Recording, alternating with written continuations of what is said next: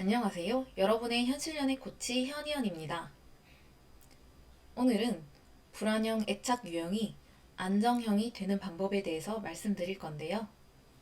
저는 20대 초반 때 특히 더 심했던 불안형 애착 유형으로서 서른이 된 지금 어떻게 안정형이 될 수 있었는지 알려드리고자 합니다. 10계명 또한 만들었으니 끝까지 집중해주세요. 불안형 애착 유형이 아예 전부 개선될 수는 없습니다. 연인과의 관계뿐만 아니라 모든 인간관계에 걸쳐서 불안형의 특징이 나타나기 때문이죠. 친구 관계에서도 사이가 멀어질까 두려움이 있기도 하고 그게 꿈에서까지 나타나기도 합니다. 하지만 내 일상생활에 큰 지장을 주지는 않죠. 하지만 연인 관계에서 스스로가 심한 불안형이면 지옥이 시작됩니다.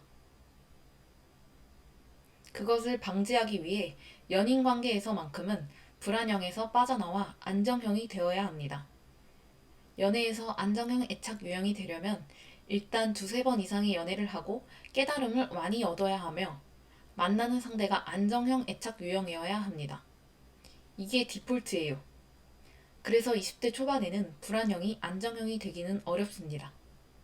하지만 20대 중후반이 되어 연애에 대한 깨달음을 얻고 운이 좋아 안정형 애착 유형의 이성을 만나게 된다면 그때부터는 그 전 연애에 비하면 천국일 것입니다. 저도 20대 초반에는 새벽마다 남자친구에게 장문의 카톡으로 구구절절 내 불안함을 말하고 애정을 갈구하였습니다.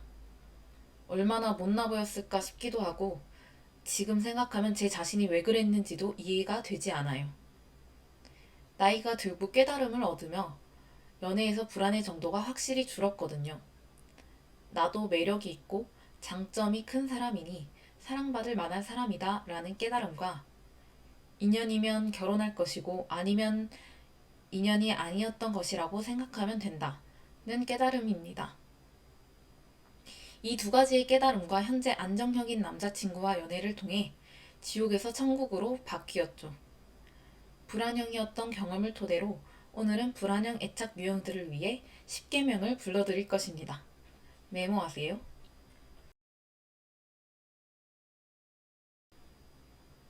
10계명 1. 그는 나를 사랑한다. 그가 나를 사랑하는 것을 알고 있지 않나요? 그렇기 때문에 사소한 것에 집착하고 의심할 필요가 없습니다. 만약 진심으로 그가 나를 사랑하는지 모르겠고 의심이 된다면 헤어지세요. 하지만 지금 당신이 하는 그 의심이 그와 만나서 데이트하는 순간에 날아갈 정도의 감정이라면 당신이 문제입니다. 당신이 선택한 사랑을 의심하지 마세요. 2. 새벽에 남자친구 생각하지 마세요. 결국 부정적인 감정뿐이며 심하면 장문의 카톡으로 남자친구 괴롭힐 텐데 제발 그러지 마세요. 당장 인스타나 유튜브 켜서 쇼츠 보는 게 훨씬 낫습니다. 3. 사랑 표현을 장문의 카톡이나 말로 안 해준다고 찡찡대지 마세요. 타고나게 다정한 남자 만나서 사랑 표현 듣고 싶으면 그런 남자 만나세요. 근데 지금 현재 남자친구의 장점은 다른 것이지 않나요? 혹시 행동으로 보여주고 있지는 않나요? 남자친구에게 섭섭하다고 찡찡댈 시간에 남자친구의 장점을 생각해 보세요. 4. 평소에 자신보다 훨씬 예쁘고 몸매 좋은 사람들을 보면 내 남친도 저런 여자가 더 좋겠지? 기회가 되면 저런 여자랑 더 사귀고 싶겠지? 라고 생각하지 마세요. 지금 당신의 남자친구는 당신이 본 그 예쁜 여자처럼 당신을 보고 있습니다. 사랑하면 그 여자들보다 당신이 더 사랑스럽고 예뻐 보입니다. 당신만의 장점과 매력을 깊게 알고 있는 사람은 바로 지금 당신 남자친구이니 신뢰하며 걱정하지 마세요. 5. 제일 중요한 내용인데요. 이 사람이 나를 떠나면 어떡하지? 세상이 무너지는 것 같겠다. 라는 생각이 밀려온다면 이렇게 되뇌어 보세요. 미래에 우리가 헤어지더라도 이 사람 덕분에 이 정도로 행복해봤으니 난 충분히 감사하고 그렇기 때문에 나는 괜찮을 것이다. 저는 이별에 대한 불안이 밀려올 때마다 이 생각을 하였고 그럼 이별 자체가 두렵지 않게 되었습니다. 그리고 이별 후에도 덜 상처받습니다. 왜냐? 걔 덕분에 제가 행복했기 때문에 굳이 미워지지 않기 때문입니다. 6. 안정형 애착 유형과의 연애를 통해 건강한 연애를 몸소 체험하고 심리적 안정감을 느끼며 불안을 해소해보는 경험을 하세요. 그러기 위해서는 사람 보는 눈이 필요합니다. 그래야 안정형을 구분할 수 있겠죠? 안정형의 대표적 특징으로는 애정 표현을 있는 그대로 잘하고 갈등 상황에서 본인의 잘못은 바로 인정하고 사과한다는 점입니다.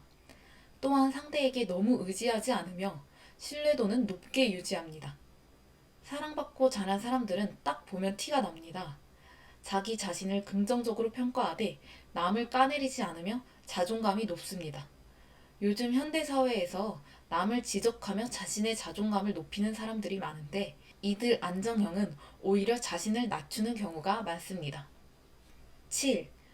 감정 조절이 잘 되지 않아서 연인에게 과도하게 부정적 감정을 표출하고 싶을 때에는 메모장에 자신의 감정을 적고 수정해 나가며 감정을 삭히세요.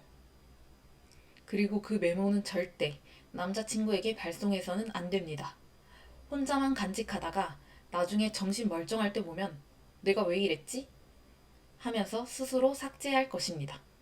솔직히 몇 시간만 지나도 몇 시간 전에 자신의 감정이 이해가 되지 않을 경우가 많을 것입니다. 8. 의심되고 해소되지 않는 사건과 감정이 있다면 이성적으로 차분하게 연인과 대화를 해보세요. 예시를 들면 지난번에 너가 이러이러한 얘기를 했었는데 그 문장만 들었을 때는 너의 미래에는 내가 없는 것 같이 느껴져서 섭섭했어.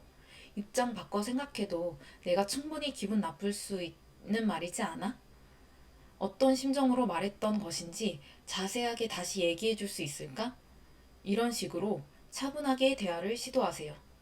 물론 어려운 거 압니다. 그렇지만 최대한 감정적이지 않게 말하는 연습이 필요합니다. 9. 회피형을 멀리하라. 불안형은 회피형에게 더 끌린다는 사실은 이미 유명해서 다 알고 계시죠? 파국입니다. 안정형을 만나도 안정형으로 변화하기 쉽지 않은데 회피형을 만난다? 불안형 애착이 더 심해지는 지름길입니다. 회피형의 사랑 방식에 쾌락을 느끼지 마십시오. 거짓된 긍정적 기분입니다. 마지막 10. 현재에 만족하고 감사하며 연인에게는 자신이 제일 사랑스러운 사람이란 사실을 믿으세요. 물론 이 세상에 몸매 좋고 예쁜 여자 많습니다. 하지만 당신의 연인에게 가장 사랑스러운 사람은 당신입니다. 과도한 질투와 집착은 오히려 자신의 가치를 깎아먹는 행동입니다. 이렇게 제가 직접 만든 10계명 5번은 특히 효과가 좋으니 불안형 애착 유형들은 외우시길 바랍니다. 우리 모두 안정형이 되는 그날을 기도하며 안녕.